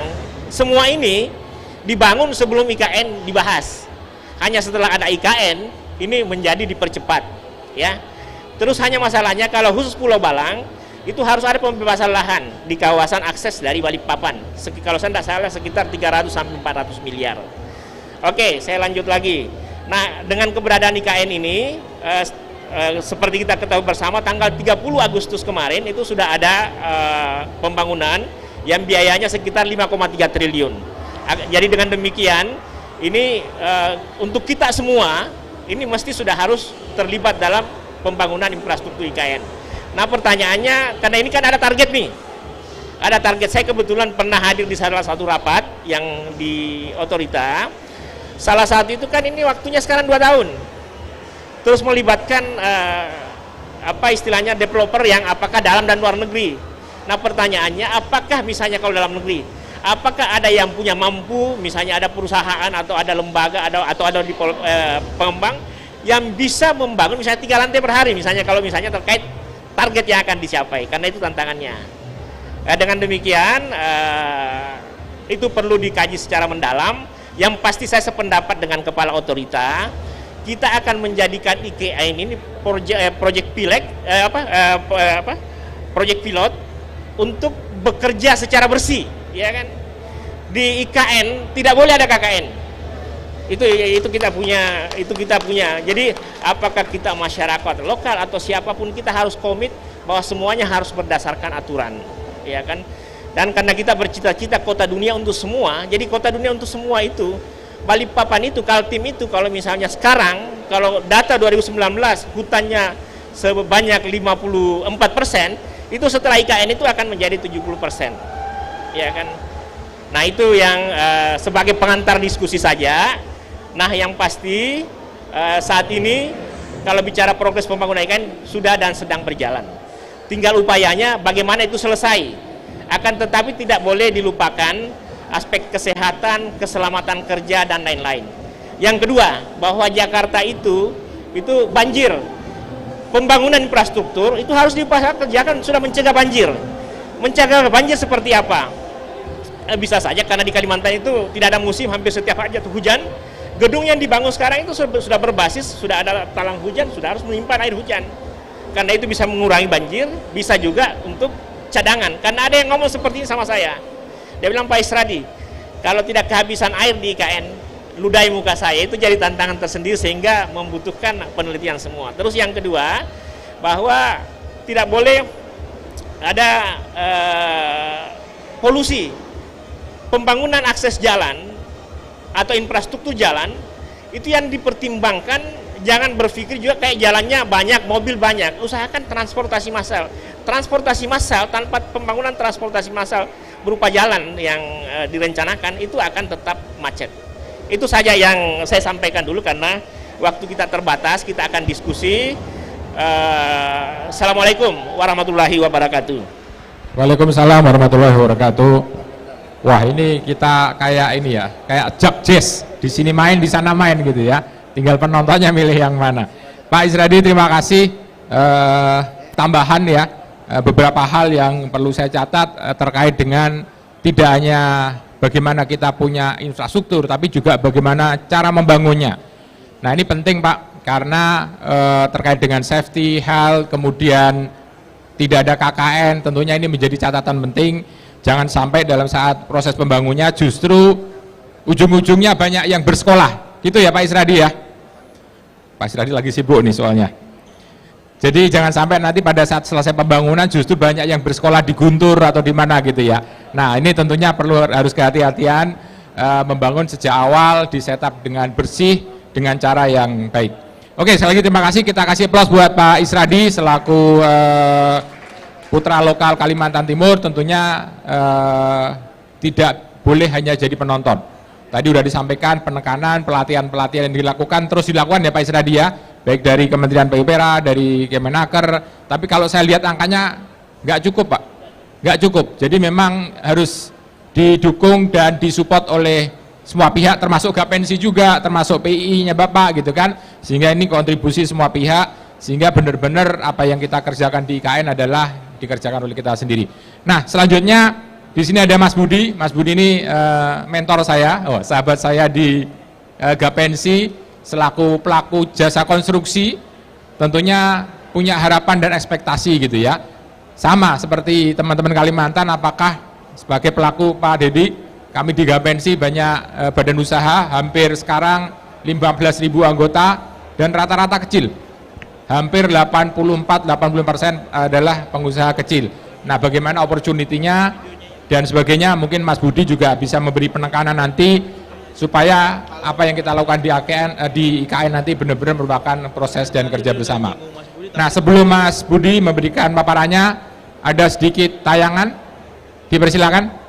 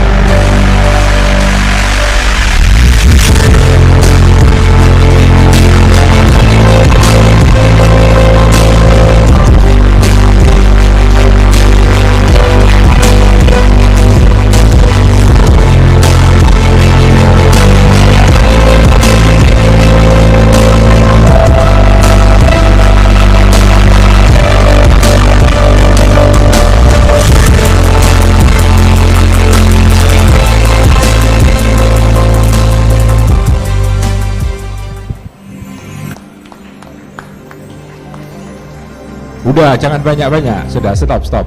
Oke, kita langsung aja karena waktunya pendek, Mas Budi. Jadi saya kira ini adalah bentuk keinginan kami ya, salah satu badan usaha di Gapensi supaya tidak ditinggal juga. Silakan Pak Budi. Oke, Assalamualaikum warahmatullahi wabarakatuh. Salam sejahtera buat kita semua. Salam namo budaya, salam kebajikan. Alhamdulillah hari ini kita bisa berkumpul di tempat ini. Saya langsung perkenalkan saya saja karena ini saya cuma butuh 5 menit aja. Nama saya Budi Harta Winata, Pak. Kebetulan saya ini salah satu ketua di Gapensi, yaitu ketua pemberdayaan anggota. Dan saya juga adalah ketua umumnya Indonesia Steel Construction. Jadi perkumpulan pabrikasi konstruksi baja. Alhamdulillah nih Pak, dengan adanya IKN ini menjadi darah baru para pelaku konstruksi nih Pak. Karena setelah COVID 2 tahun ini, kita tuh seperti kehilangan darah Pak Direktur, Abang, ya kan. Jadi memang proyek selama 2 tahun ini menurun drastis. Omset kita bisa dibilang selama COVID itu tinggal 10%, karena serba salah. Mau diambil belum tentu untung, nggak diambil dapurnya nggak ngebul katanya Pak. Makanya memang ini menjadi IKN ini menjadi spirit darah kita semua, walaupun sampai hari ini mungkin belum ada anggota kita yang kerja di sana Pak. Mudah-mudahan ya kan, ini dengan adanya Pak Direktur dan Pak Iswadi bisa mendorong bahwa nanti yang kerja adalah mesti dari produksi dalam negeri Pak. Sebenarnya Pak, produksi baja di dalam negeri Pak, kita sanggup kerja Pak. Saya Mandalika, saya hanya 1 bulan. Siapa yang pernah ke Mandalika lihat VIP Tribun dan semua kanopinya itu Pak? Saya cuma 1 bulan Pak. Artinya apa? Orang kita sanggup kok Pak. Gapensi dan asosiasi Steel Structure kita sanggup mengerjakan bangunan-bangunan yang di IKN Pak. Pak Danun itu yang kantor Nasdem 26 lantai berserta helipadnya saya yang buat Pak. Hanya 3 bulan aja berdiri Pak. Artinya Pak Direktur jangan diragukan kemampuan kita ini Pak. Kita ini ya pokoknya bisa membangun satu gedung 26 lantai, konstruksinya bisa 2 sampai 3 bulan. Kemarin terakhir Pak Direktur saya kerjakan parkir yang di Taman Mini. Itu karena buat G20 saya hanya 1 bulan Pak bikin parkiran di Taman Mini 4 lantai, luasnya kurang lebih ya sekitar hampir 2 hektaran itu 4 lantai. Artinya Pak Danung, Pak Direktur, bahwa kami dari Gapensi siap untuk mensukseskan pembangunan IKN. Karena apa? Kalau mau cepat pembangunan di IKN itu mesti pakai baja Pak, ya kan? Karena di sana pasti susah tau Anda tau. Nah, tapi kalau kita semua pakai baja Pak, ayo kita buktikan bahwa kantor Nasdem kita bangun strukturnya cuma 3 bulan, Mandalika cuma 1 bulan, parkiran di Taman Mini cuma 1 bulan. Yang penting satu Pak, pembayarannya gampang. Itu aja dari saya. Oke, Assalamualaikum warahmatullahi wabarakatuh. Terima kasih. Ini ciri kontraktor Pak, tegas langsung jadi. Oke, terima kasih pesan yang jelas dari Mas Budi selaku salah satu ketua di Gapensi bahwa kita sanggup. Jadi jangan sampai pembangunan IKN yang sudah direncanakan jauh-jauh hari itu ternyata dana yang sudah dikeluarkan dari APBN juga nanti dari investor ternyata yang menikmati tidak kita. Tidak mendorong industri kita menjadi lebih maju. Inilah pentingnya pertemuan hari ini. Kita mendorong kepada semua pihak, kepada seluruh stakeholder bahwa pembangunan IKN harus berimpact ke dalam, berimpact kepada industri nasional dan juga tentunya sebagai pelaku jasa konstruksi salah satu ininya. Kita kasih aplaus buat Mas Budi dan semua. Di sini ada peserta online juga. Bisa ditayangkan nggak peserta online-nya? Apakah bisa di layar? Oh, nggak bisa. Ada berapa orang nggak bisa mengajukan pertanyaan? Nggak bisa. Nggak bisa terkonek? Nggak bisa ya Bar ya? Nggak bisa ya? Oh, lebih canggih alat di Gapensi kalau gitu ya. Oke, Bapak sekalian silahkan kalau ada teman ingin memberikan pemikiran, sumbangsih pemikiran terkait dengan IKN, terkait tentunya tadi sudah dijelaskan oleh Pak Ali Brawi tadi terkait dengan rencana besar IKN, kemudian juga dari Pak Dedi memberikan gambaran kebutuhan resource tenaga kerja yang dibutuhkan yang jumlahnya luar biasa besar. Kemudian tadi Pak Isradi juga menyampaikan bagaimana kesiapan dan keinginan dari tentunya masyarakat Kalimantan agar IKN ini dibangun dengan cara yang proper, yang baik, yang safety, yang sehat, jangan sampai memberikan efek lingkungan yang buruk. Kemudian tadi Mas Budi selaku Gapensi, pengurus Gapensi dan mewakili teman-teman Badan Usaha Jasa Konstruksi sudah menyatakan confirm bahwa ini bisa dikerjakan oleh bangsa kita sendiri. Silakan, ya silakan dibantu mic-nya, nama dari institusinya. Silakan Mas. Ditujukan kepada siapa kalau memang ada. Silakan. Terima kasih Pak Dandung. Saya Andrianto dari PT Tigenco. Kami Dari apa? PT Tigenco. Kideko. Tigenco. Oke, silakan. Geoteknik dan survei. Saya mau bertanya, mungkin nggak tahu ke Pak Isradi atau ke Pak Dedi ya. Sudah sampai mana sih tahap tender ini? Karena kayaknya kok agak misterius ya. Jadi kan kami biasa kerja di awal, penyelidikan tanah, survei lah, lidar segala macam. Cuman sampai saat ini yang minta penawaran ke kami itu konsultan asing semua. Kan agak Konsultan asing semua. Konsultan asing semua. Wah, ini mencurigakan Pak Didi. Yang minta ternyata konsultan asing semua. BUMN-nya ini kemana? Apakah belum ditugaskan atau memang belum ada tendernya atau gimana gitu Pak? Terus itu mungkin pertanyaan pertama. Yang kedua ke Pak Dedi. Kalau kami pekerja-pekerja kami ingin ikut program yang pelatihan TKK itu gimana gitu Pak? Karena kan mestinya ada apa ya? Teknisi laboratorium mekanika tanah, operator mesin bor gitu ya. Mana jalurnya gitu Pak? Ya. Terus yang ketiga ya, wah saya jadi lupa tadi mau nanya apa? Apa namanya? Sementara itu dulu Pak. Oke. Ini nanyanya ke Pak Dedi terkait dengan pelatihan TKK dan juga ingin mengetahui sebenarnya sejauh mana sih sampai di mana gitu. Ternyata request justru lebih banyak dari perusahaan asing gitu ya. Jangan-jangan perusahaan kita nggak banyak terlibat misalnya. Saya juga nggak tahu. Nah, saya pikir Pak Dedi punya data gitu ya terkait progresnya sejauh mana. Saya hari Rabu kemarin barusan dari titik nol. Nanti saya bisa sharing juga kondisi lapangan, tapi karena saya jadi moderator nggak boleh jadi narasumber ya. Pak Dedi silakan bisa diberi tanggapan. Nanti Pak Isradi yang tinggal di Kalimantan Timur bisa memberikan informasi lebih detail. Apakah sudah selesai tiba-tiba gitu kan atau belum gitu. Silakan Pak Dedi dulu. Baik, terima kasih Pak. Langsung saja saya jawab. Ini untuk masalah tender sebetulnya bukan di direktorat kami gitu Pak ya. Namun sebagai gambaran ya, untuk tender-tender yang telah dilaksanakan ya, ini kurang lebih ada 14 paket Pak ya, kalau tidak salah ada 14 paket. Ini baru untuk paket sarana prasarananya dulu. Jadi belum kepada paket-paket yang besar untuk pembangunan IKN. Nah, dari paket-paket tersebut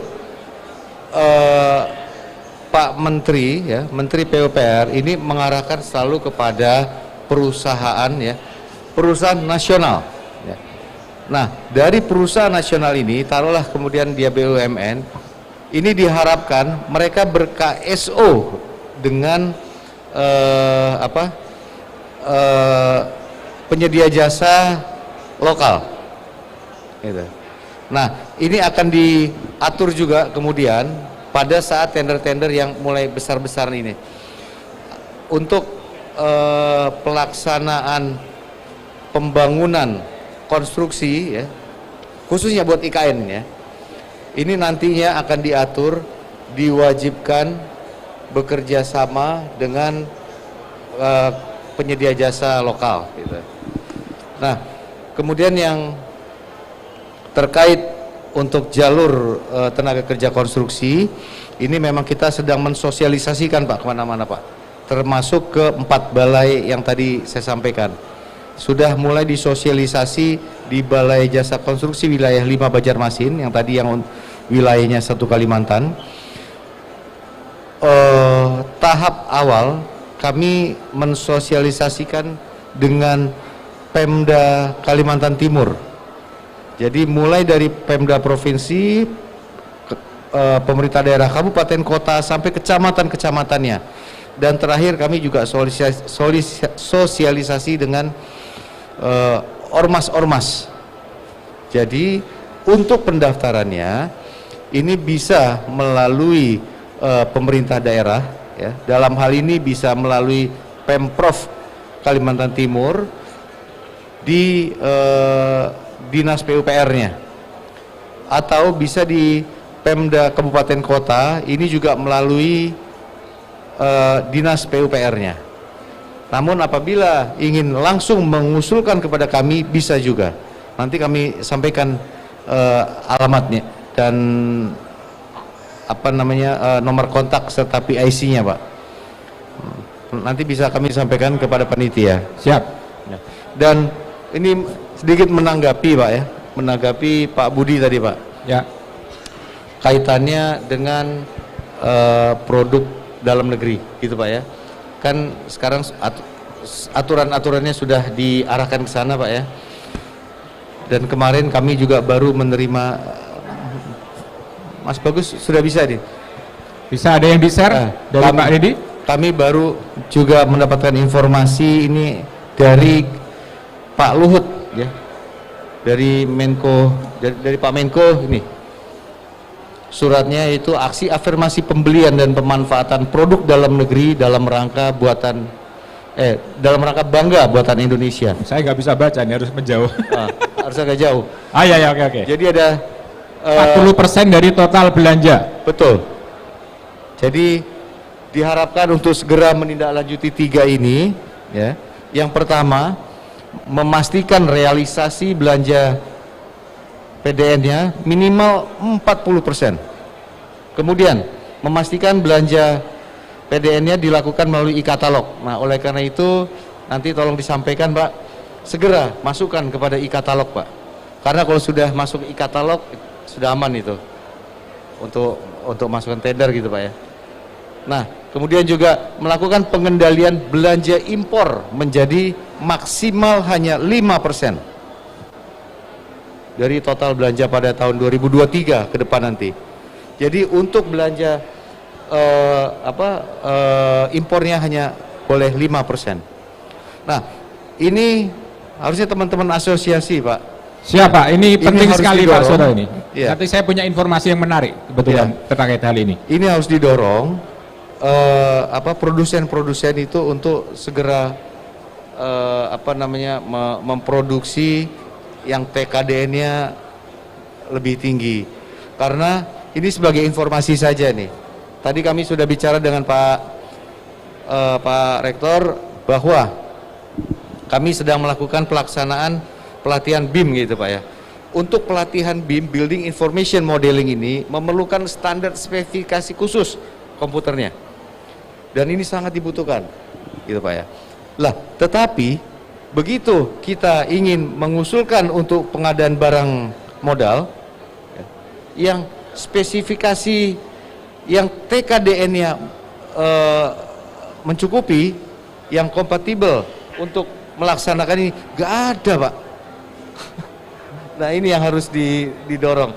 Jadi teman-teman asosiasi terus segera mendorong agar produsen-produsen ini segera mendorong dan meningkatkan kandungan lokalnya, TKDN-nya.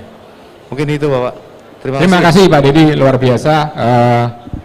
Kenapa Mas Budi mau nanggapin? Ya, saya Silakan. Singkat. tadi itu di e-katalog, Pak Direktur. Jadi memang di e-katalog itu belum ada klasternya konstruksi baja. Kemarin saya baru rapat dengan LKPP. Nah, ini baru mau dibentuk klasternya di itu. Nanti mungkin dibantu juga untuk dorong. Jadi di e-katalog itu untuk kita baja ini mestinya juga dibantu untuk supaya percepatannya. Karena kalau nggak dibantu juga, Pak, baru bikin klasternya aja bisa 1 tahun. Sedangkan ini proyek udah memulai, kan, gitu. Baru selesai baru kita terdaftar, gitu. Siap Mas Budi. Jadi memang perlu sinergi, Pak. Jadi saling support, kami sebagai penyedia dan tentunya sebagai PU, sebagai market driver, gitu ya, juga harus komit. Termasuk tadi ada suratan penggunaan dalam negeri yang kadang-kadang hanya di atas kertas saja, Pak. Di lapangan sulit. Nah, kalau sekarang sudah berkembang lagi, Saya pikir ini hal yang menarik dan harus kita jaga bareng-bareng. Saya ada cerita menarik Pak, ketika saya sedang terlibat di pekerjaan satu proyek konstruksi di Jawa Tengah dan mengharuskan menggunakan sama Pak 40%. Nah, saya ngomong, ini kalau 40% bener nggak? Nah, akhirnya kemudian saya ke prinsipal ke luar negeri Pak, yang punya pabrik. Saya ngomong seperti ini, mereka otomatis menyanggupin, ya besok saya akan bikin pabrik di Indonesia. Nah, ini luar biasa, jadi mohon komitmen dari Kementerian PUPR juga Pak, begitu komit 40% aja sementara gitu ya, itu investor nggak usah disuruh-suruh Pak, mereka akan datang. Karena apa? Kalau mereka nggak datang, mereka nggak bisa berbisnis. Akhirnya Pak, investasi datang. Nah, itu cara yang paling simpel, nggak usah ngerayu-ngerayu, udah wajibkan aja seluruh produk itu menggunakan produk dalam negeri minimal 40-50%, industri akan datang sendiri. Itu pengalaman saya Pak, saya datangi 3 pabrik, mereka langsung komit, mereka langsung FS. Kira-kira gitu Pak Dedi. Nah, itu perlu ditekankan lagi kepada Pak Menteri sebagai sektor leading dalam sektor jasa konstruksi. Gimana Pak Dedi? Ya siap, sedikit saja saya tambahkan Pak. Jadi dari surat tadi untuk pelaksanaan anggaran mulai 2023 ini menjadi objek pemeriksaan. Oh, Nah, sehingga ini akan menjadi lebih ketat untuk Luar biasa pelaksanaan TKDN dan pelaksanaan PDN-nya. Bapak nggak boleh ngimpor besi lagi Pak? Pakai Krakatau Steel Pak? Suratnya boleh dikasih ke asosiasi nggak? Oh, Nah, boleh, itu Pak. buat Boleh saya dong, boleh dong. untuk mendorong LKPP bahwa ini Betul. sudah ada instruksi dari kementerian supaya kita juga dibantu Pak, gitu. Insya Allah Pak. Aplaus dong, aplaus dong, aplaus dong, aplaus dong.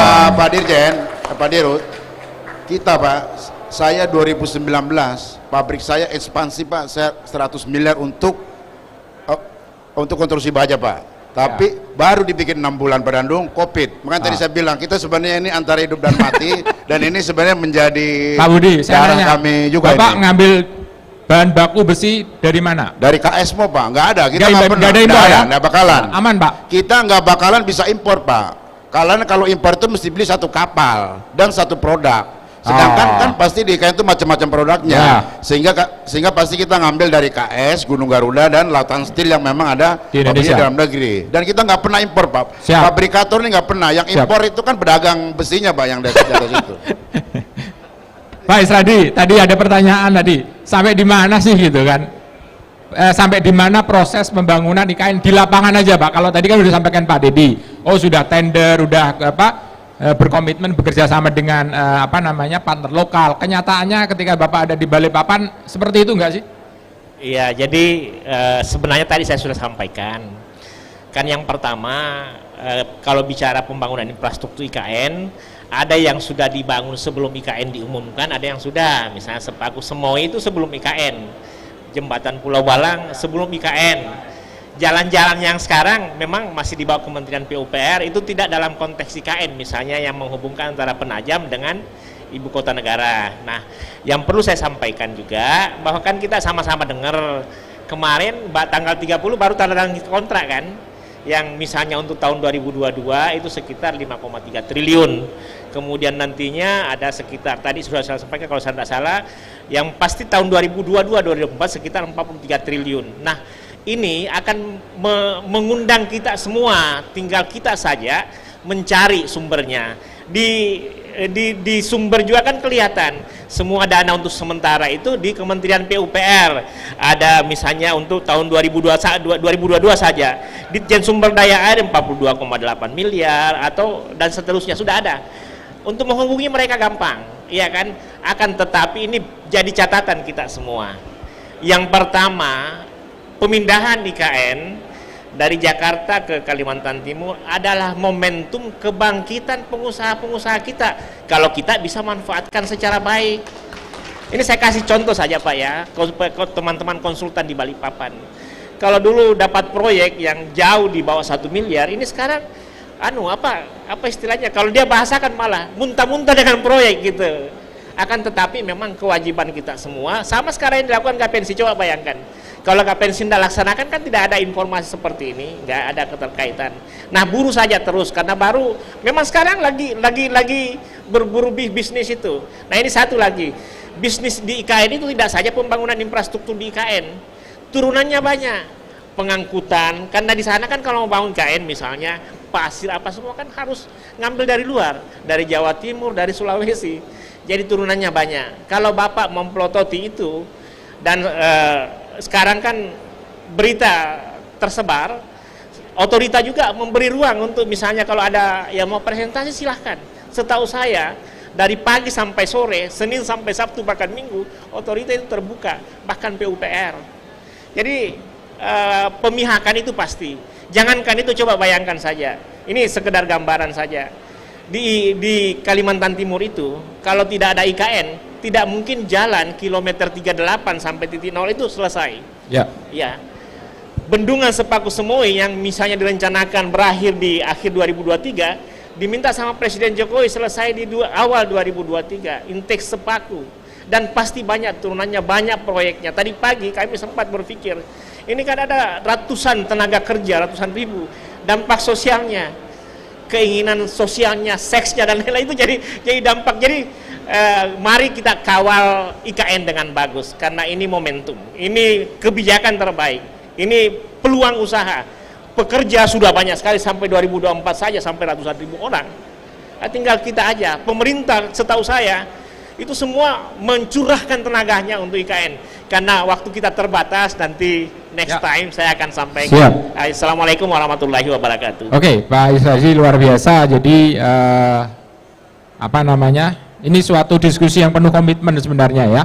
Jadi ketika kita berkomitmen, tentunya ini menjadi sebuah rekomendasi, karena sebenarnya sifatnya FGD, Pak. Jadi nanti rekaman ini akan kita berikan rekomendasi, kita bersurat kepada Pak Menteri, kepada Pak Menko gitu ya, bahwa ada suatu keinginan kuat dari tentunya masyarakat setempat. Dari Kementerian PU sudah menyampaikan informasi, kami dari Gapensi sebagai pelaku badan usaha juga punya ekspektasi. Ini adalah kerja besar dari bangsa Indonesia. Ini sekarang sudah 40 menit lebih dari jam 11. Apakah ada pertanyaan dari peserta Zoom? Chatnya ada? Karena ini adalah hybrid. Kosong, nggak ada Bar.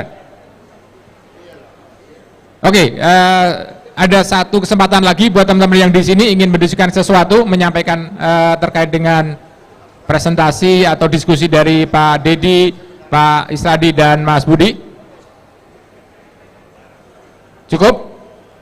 Oke, karena sudah ada, terima kasih atasinya. Sebelum kita mengakhiri, saya berikan waktu mungkin nggak lebih dari 1 menit Pak, untuk menyampaikan sepatah dua patah kata ekspektasinya terhadap pembangunan IKN ini dari sisi masing-masing, dari PU, dari akademisi dan teman-teman lokal, dan juga tentunya dari badan usaha. Silakan Pak Dedi terlebih dahulu. Baik, terima kasih moderator. Kaitannya dengan pembangunan IKN ini memang sudah menjadi arahan Presiden dan menjadi prioritas kita yang sudah ditetapkan juga dalam undang-undang dan aturan turunannya itu. Nah, untuk itu maka marilah kita bergandeng tangan ini, pemerintah, asosiasi, Pemda, untuk turut membantu di dalam percepatan pembangunan ibu kota negara baru Nusantara. Dan perlu juga kami sampaikan informasi terakhir sedikit saja ini, bahwa Kementerian PUPR ini telah melakukan kerjasama, ya, meminta komitmen dari kepolisian dan juga dari TNI yang dibentuk, yang ditetapkan dengan perjanjian kerjasama. Kemarin minggu lalu kalau tidak salah sudah dilaksanakan antara Balai Jasa Balai penyedia BPJN, Balai Jalan lah. Ya. Bahwa untuk pembangunan IKN, ya, Kapolda Kaltim, Panglima di Pangdam ya, Pangdam berjanji akan mengawal pembangunan IKN ini, termasuk mulai dari angkutan dan keamanannya. Mereka menjamin bahwa ini adalah perintah Presiden, sehingga kalau menurut hemat kami kekhawatiran pengusaha, kontraktor dan produsen kita untuk pembangunan di IKN ini mungkin bisa terabaikan. Demikian, terima kasih. Assalamualaikum warahmatullahi wabarakatuh. Waalaikumsalam. Pak Isradi, 1 menit silakan. Ya, saya dari sisi akademisi sekaligus anggota tim ahli tim transisi. Pertama, meyakini bahwa IKN itu benar. Apalagi akan membuat para pengusaha kita dan tenaga kerja kita akan terpenuhi. Nah, in case ada teman-teman pengusaha butuh informasi yang aktual atau butuh dukungan, ada hal yang tidak tersampaikan tadi, kami di kampus siap menerima, bahkan bisa memfasilitasi untuk bertemu dengan tim transisi IKN, karena memang kita siap melayani. Nah, itu saja yang saya sampaikan. Yang pasti sekali lagi terima kasih kepada Gapensi yang telah mengundang, dan kita semua dapat pencerahan hari ini. Assalamualaikum warahmatullahi wabarakatuh. Waalaikumsalam. Silakan Mas Budi. Oke Pak, karena IKN ini adalah ibu kota negara baru kita, dan kita tahulah pasti kontraktornya adalah karya-karya.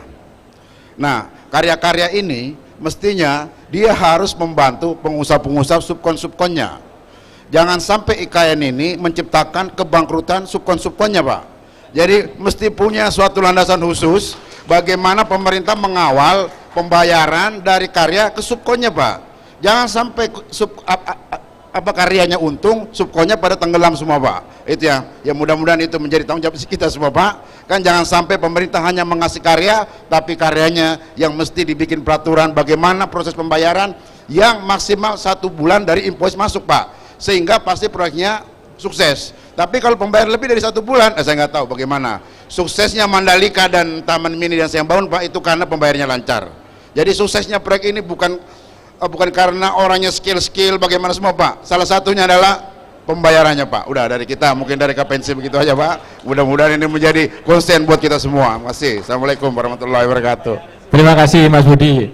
Ini harapan praktis dan itu real, nyata gitu ya, bahwa ketika proses bisnisnya lancar, maka pengembangan jasa konstruksi kita juga akan lancar. Kalau nggak lancar, boro-boro mau mendevelop, meng-hire orang supaya lebih hebat, nggak bisa karena dananya nggak ada, habis termakan oleh bunga bank. Kira-kira seperti itu. Oke Bapak Ibu sekalian, saya pikir ini adalah diskusi yang luar biasa Pak Dedi, Pak Isradi, Mas Budi, terima kasih. Dan juga kepada teman-teman panitia yang sudah menyediakan forum ini ada rekomendasi yang bagus, ada beberapa hal yang perlu kita tekankan. Kita sudah mendapatkan informasi yang luar biasa terkait dengan kebutuhan IKN, kemudian tadi dari Kementerian PU juga sudah berusaha sangat maksimal. Satu, tentunya terkait dengan pelatihan tenaga kerja, ini menjadi penting. Tadi juga ditanyakan bagaimana kalau kemudian kita ikut supaya kemudian kita bisa bersertifikat dengan baik, dengan proper, dengan pelatihan. Kita sudah punya LSP yang jalan, dan juga LSBU untuk badan usaha juga sudah kita jalan. Pak Isradi tentunya berharap bahwa ekspektasi masyarakat lokal juga harus menjadi concern. Ketika membangun harus bersih, aman, dan tidak merusak lingkungan, dan tentunya harus dijauhkan dari praktek-praktek tidak benar, korupsi dan sebagainya, sehingga proyek ini menjadi berkah Pak. Kalau proyeknya bangunnya enggak ini ya enggak berkah juga gitu kan.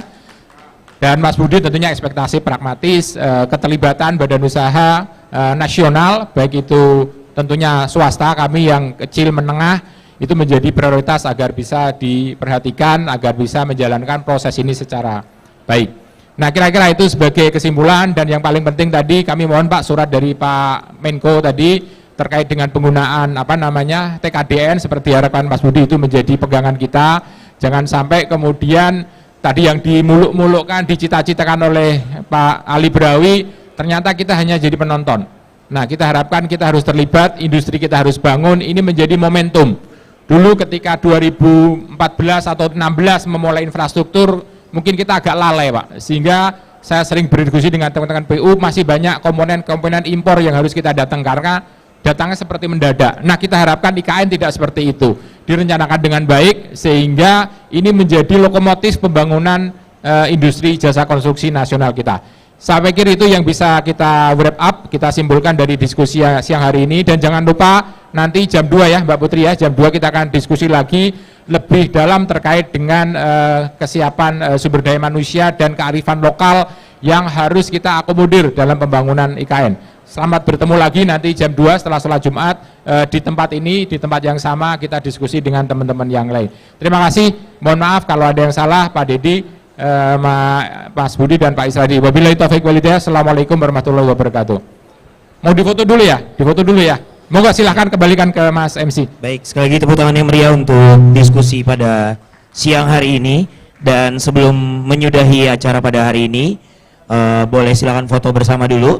Nanti setelah itu kita akan masuk dalam prosesi pemberian token of appreciation kepada seluruh pembicara yang sudah hadir pada siang hari ini. Foto dulu mungkin, ya.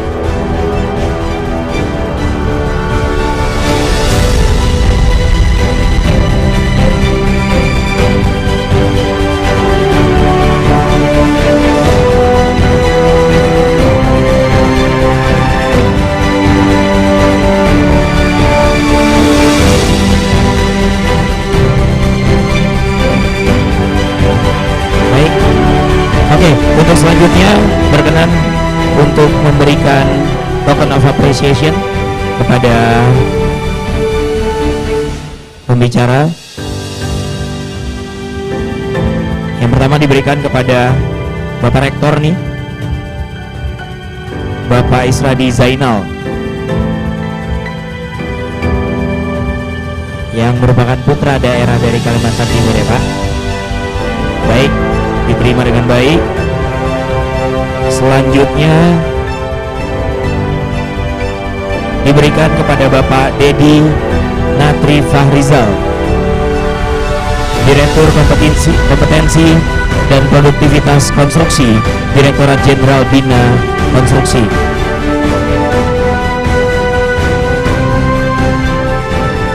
Mohon izin Bapak, boleh dibuka ya.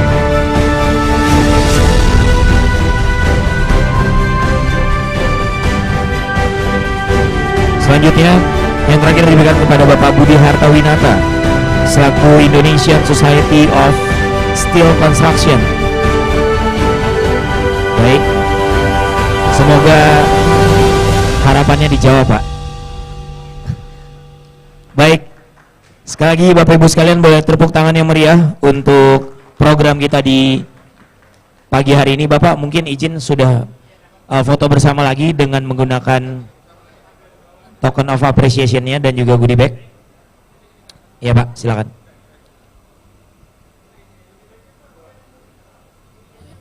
Goodie bag-nya Pak Budi. Ya.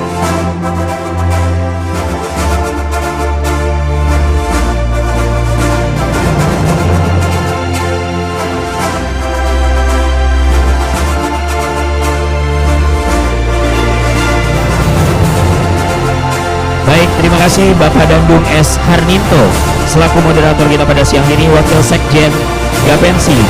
Selanjutnya juga terima kasih kepada Bapak M. Isradi Zainal selaku Chancellor of Universitas Balikpapan IS Kalimantan atau Kalimantan Timur. Juga terima kasih kepada Bapak Dedi Natri Fahrizal selaku Direktur Kompetensi dan Produktivitas Konstruksi, Direktorat Jenderal Bina Konstruksi. Dan yang terakhir terima kasih juga kepada Bapak Budi Hartawinata selaku Ketua Indonesian Society of Steel Construction atau ISSC.